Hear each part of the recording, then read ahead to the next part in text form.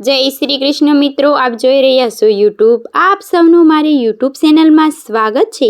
મિત્રો, આજે આ વિડીયોમાં આપણે સાંભળવાના છે રંગ ઉત્સવ ધૂળેટી. ધૂળેટીનું શું મહાત્મય છે અને આ ધૂળેટી કેમ ઉજવવામાં આવે છે તેની મહાત્મ્યની કથા. જો આપને આ વિડીયો પસંદ આવે તો લાઈક કરજો, શેર કરજો, કમેન્ટ કરજો. આપ આ ચેનલ પર પહેલી વખત જોઈ રહ્યા છો તો સબસ્ક્રાઈબ કરી લેજો, જેથી આવનારા નવા વિડીયોની માહિતી આપ સુધી તુરંત પહોંચી શકે. ધન્યવાદ. પવિત્ર કથા છુપાયેલી છે તે વાર્તા પણ હું તમને સંભળાવું છું, પરંતુ તે પહેલાં જો તમે ભક્ત પ્રહલાદજીની આ વાર્તા પસંદ આવી હોય તો કમેન્ટમાં જય શ્રી વિષ્ણુ અથવા જય નરસિંહ ભગવાન જરૂર લખજો. ચાલો આપણે જાણીએ આ રંગ શા માટે રમવામાં આવે છે. હવે બીજો દિવસ થઈ ગયો છે. ફાગણ મહિનાની પૂનમ પછી આનંદમાં 7 રંગની હોળી. આ રંગબેરંગી હોળી, 7 રંગનું સવાર. આજના દિવસથી આપણે નાના મોટા સૌ કોઈ, ઊંચ નીચ, અમીર ગરીબ ભેદભાવ ભૂલીને હાથમાં લાલ પીળા ગુલાબી રંગો અને પાણીથી ભરેલી પિચકારીઓ લઈને એકબીજાને પ્રેમથી રંગવાની રંગોળી રમવા નીકળીએ પડીએ છીએ. પરંતુ આ રંગોના મોટા તહેવારની શરૂઆત સતયુગમાં પ્રહલાદજીથી પણ દ્વાપર યુગમાં નટખટ કાનુડા માખણચોર ભગવાન શ્રી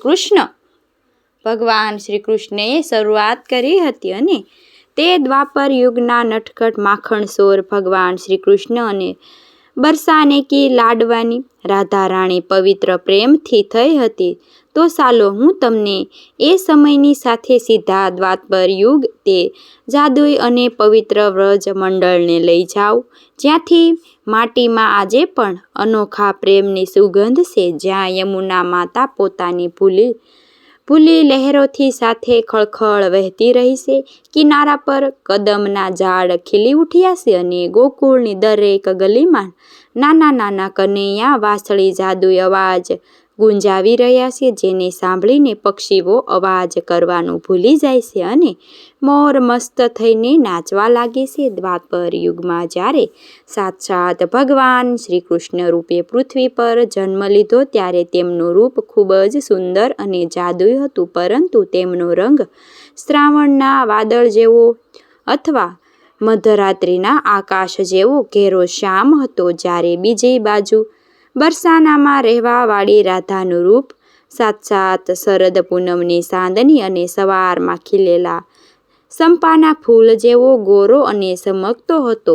બાળપણ. જ્યારે કાન્હો પોતાના ગોવાળિયાને મિત્રો સાથે ગાયો ચરાવવા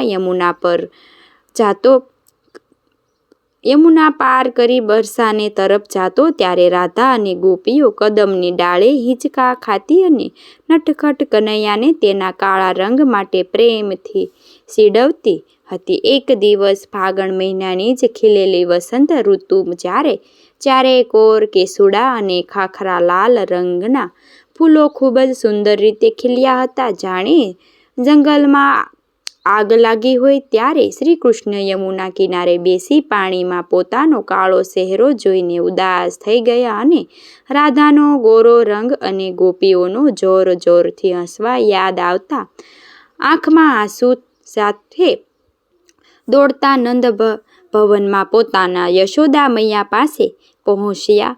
આંગણામાં માખણ વલોણા. યશોદા મૈયા ખોળામાં સતાઈને કનૈયા રમઝટ અવાજે ભોળપણથી ફરિયાદ કરે છે કે મૈયા, તું મને સાસુ કહે. તું ગોરી છે, નંદબાબા ગોરા છે, બલરામ દાઉ ગોરા છે અને પેલી બરસાનેવાળી રાધા પણ એકદમ ચંપા ફૂલ જેવી ગોરી છે.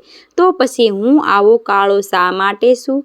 શું કુદરતે મારી સાથે ભેદભાવ કર્યો છે? જ્યારે હું બરસાના જાઉં છું ત્યારે રાધાની બહેનપણીઓ મને કાળિયો કહીને ચીડવે છે. મારે હવે તેમની પાસે નથી જાવું. મારે પણ રાધા જેવું ગોરું થવું છે. પોતાની આંખમાં તારા જેવા ભોળાલાલની આ ભોળી અને મીઠી ફરિયાદ સાંભળીને મૈયા યશોદા ખડખડાટ હસી પડ્યા અને તેમને છાતીએ લગાડીને માથા પર વહાલ ફેરવતા એકદમ અદ્ભુત જ્ઞાનની વાત કહી. મૈયાએ કહ્યું, અરે મારા નટખટ લાલા, તારો આ શ્યામ રંગ કોઈ સાધારણ રંગ નથી, પણ આખી દુનિયાને મોહી લે તેવો આનંદ પ્રેમનો રંગ છે.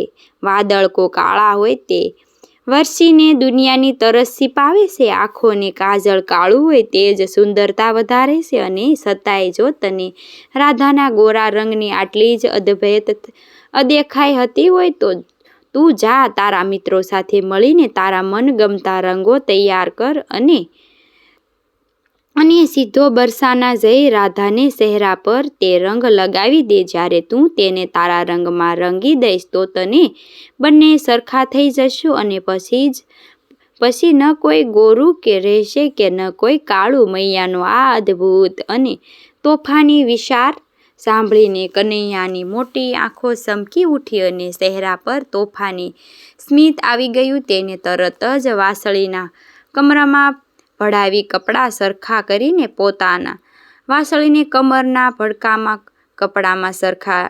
પોતાના મિત્રો મનસુખ, સુદામા અને સબુલાને બૂમ પાડીને કહ્યું છે કે ચાલો ગોવાળિયાઓ જલ્દી આવો, આજે તો બરસાના પર હુમલો કરવાનો છે. અને રાધિકાને રંગીને મિત્રો રાતોરાત જંગલમાંથી કેસુડા અને ખાખરાના ફૂલો વીણ્યાઓ તેને મોટા વાસણોમાં ઉકાળી લો. ખૂબ જ સુગંધિત અને પાકો લાલ રંગ તૈયાર કરો એ હતું. અને આ સાથે કેસર, ચંદન તથા તાજા ગુલાબી પાંદડાવાળી પીસીઓ ગુલાબી અને પીળો ગુલાબ બનાવ્યો. એટલું જ નહીં પણ વાસળી ભૂમળીઓ કાપીને તેમાંથી લાંબી પિચકારીઓ પણ બનાવી લીધી. બીજે દિવસે ફાગણ મહિનાની પૂનમ એ રંગોબેરંગી સવાર શ્રીકૃષ્ણ પોતાની ગોવાળીઓની સેના સાથે હાથમાં રંગીન મટકીઓ અને પિચકારીઓ લઈને ઢોલ મંજીરા અવાજ અને ખૂબ જ ખુશી સાથે ગોકુળની બરસાને પહોંચ્યા. ત્યારે રાધા રાણી પોતાની બહેનપણીઓની લલિતા અને વિશાખા સાથે ચમેલીના ફૂલો શણગાર કરી યમુના કિનારે કદમના ઝાડ નીચે બેઠા હતા. અને તેમને કનૈયા આ તોફાની હુમલો જરાય અદાસ્યો ન હતો.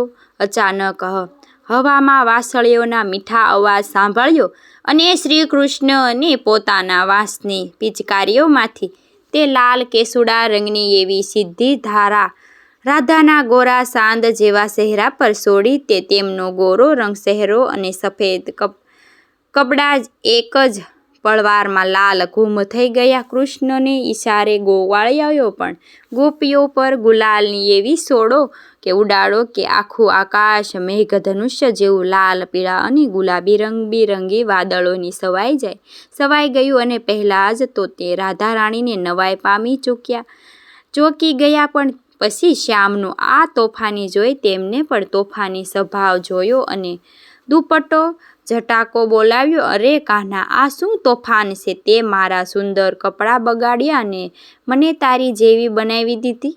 ઊભો રહે, આજે અમે ગોપીઓ પણ તને નહીં છોડીએ. ઉઠાવો રંગ, આજે આ ગોકુળિયાઓને બતાવી દઈએ કે બરસાને વાલી ગોપીઓ પણ કોઈથી કમ નથી. શ્રીકૃષ્ણ હસતા હસતા બોલ્યા કે રાધા, આજે ખોટું ન લગાડતી, આજે હોળી છે.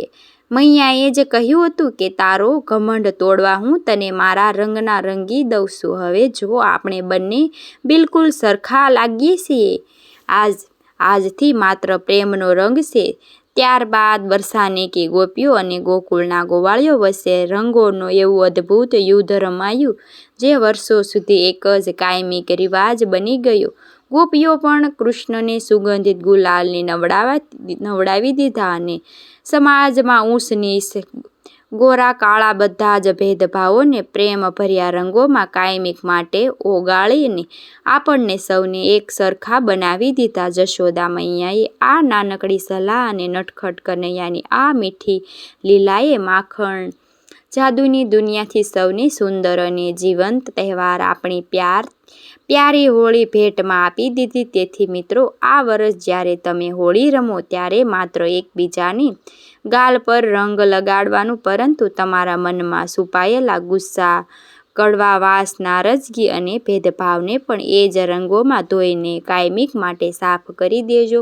રિસાયેલા સગા વહાલાને મનાવી લેજો અને અજાણ્યાને પ્રેમથી પોતાના બનાવી લેજો, કારણ કે જ્યારે દિલના તારા જોડાય છે ત્યારે જ હોળીનો સાચો અને અદ્ભુત રંગ ખીલી ઉઠે છે. અને પ્રેમના આ મોટા તહેવારને ખૂબ જ શુભેચ્છાઓ. હેપી હોલી. તો તમને આ જૂની અને અદ્ભુત વાર્તા પસંદ આવી હશે હોળી તો આ વિડીયોને લાઈક કરજો, તમારા મિત્રોને શેર કરજો અને કમેન્ટમાં રાધે રાધે અથવા તો જય શ્રી કૃષ્ણ લખજો. મિત્રો, મને સાંભળવા માટે ધન્યવાદ. આપ સૌને મારા જય શ્રી કૃષ્ણ.